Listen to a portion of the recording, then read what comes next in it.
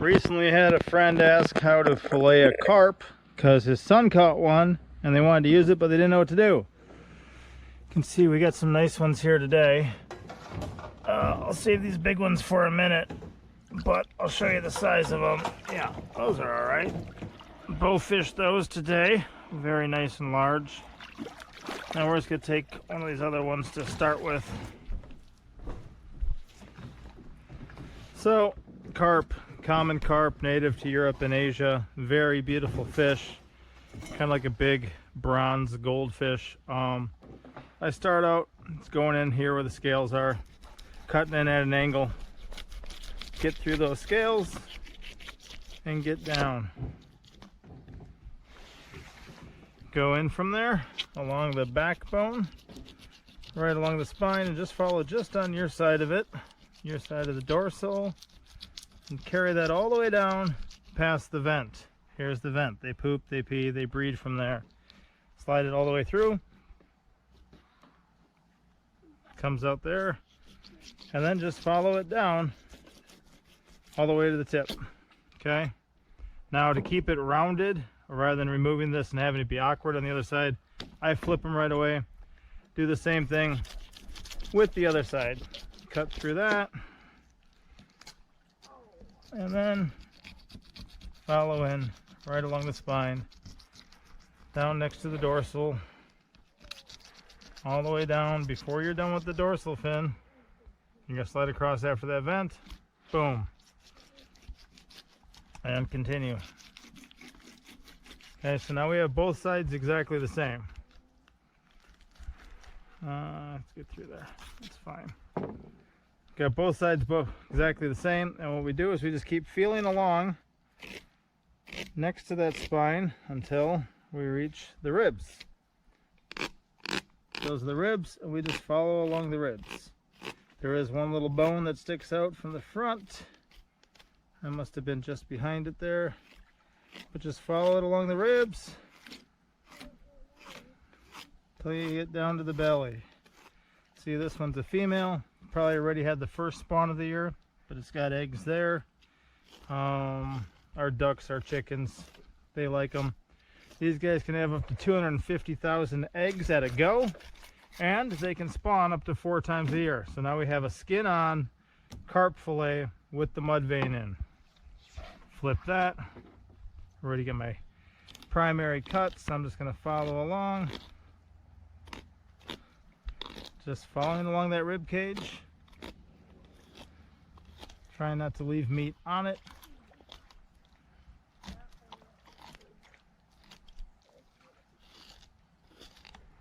If you could, can you grab each of the big ones and then lift them up at the same time so I can show how big they are? Compared to a 7-year-old.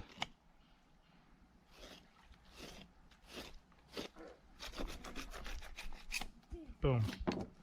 Down both. On your mark.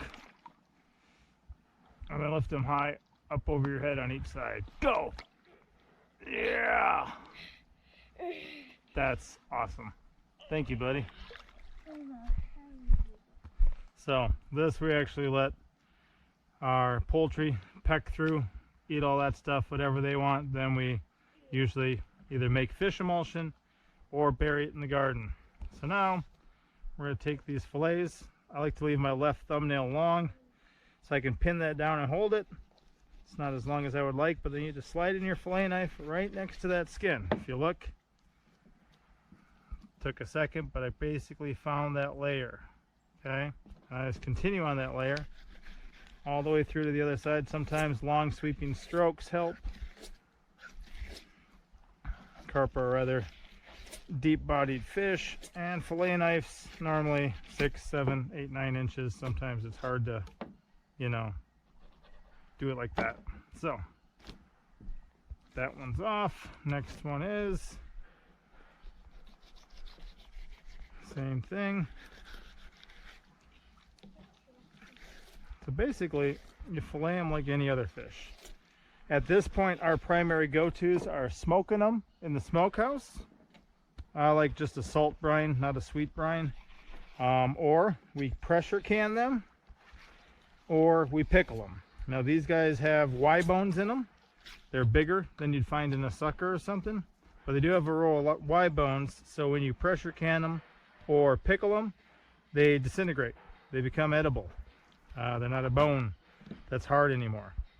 Also, when you smoke it, then it's tasty enough you're willing to pick through it. So technically, this little line here is the mud vein. Now there is this whole kind of discolored section, but this here, we can tease it out.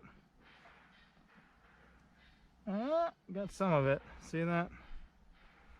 So it lives right in that line there. And I think water actually passes through that, so over time sometimes you get a buildup of kind of mud, fishy water, that type of stuff, flavor in there. Now there are people who just remove this whole discolored section. You certainly can, but you also, I think this is primarily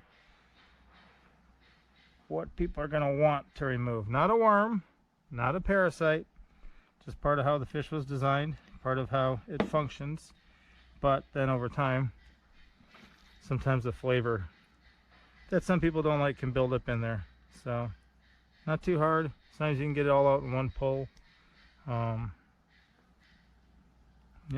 they look pretty good there. So there's that. These guys, if I was smoking them, I would just salt them at this point. The row of bones is here. They come out a lot easier after you smoke it. But then we can leave them whole for smoking, or we dice them a lot of times for pressure canning or pickling.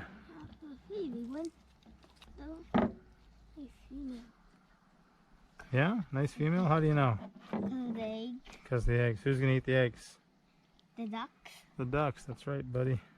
Just trying to loosen it up a little bit. I'll slide on this. Can I get a bucket for the scraps, my boy? Yes. Thank you, son.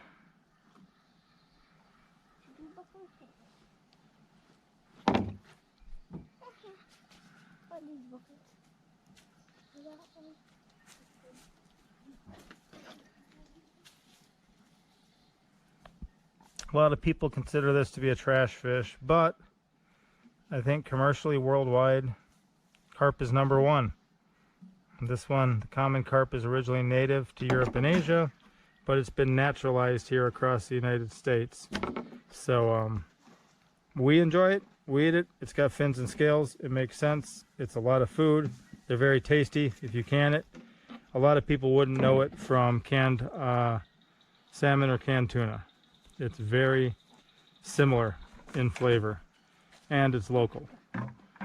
Being landlocked here, I don't get local tuna. So this makes sense for a substitute. We can do it ourselves. It's a lot cheaper, more cost effective.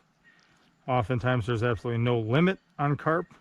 So that's beneficial. So yeah, just you can pick that out. Not everyone does. But if that's something you're worried about, you're interested in, that's more than available to pick out. Or you could just run your knife on each side of this as well and take out this whole discolored area. Some people do that too. And here we go, tease it out. So, nice sized fish, nice sized fillets. And again, this was one of the small ones. We'll see you next time. Papa Pepper Fishing. Papa out.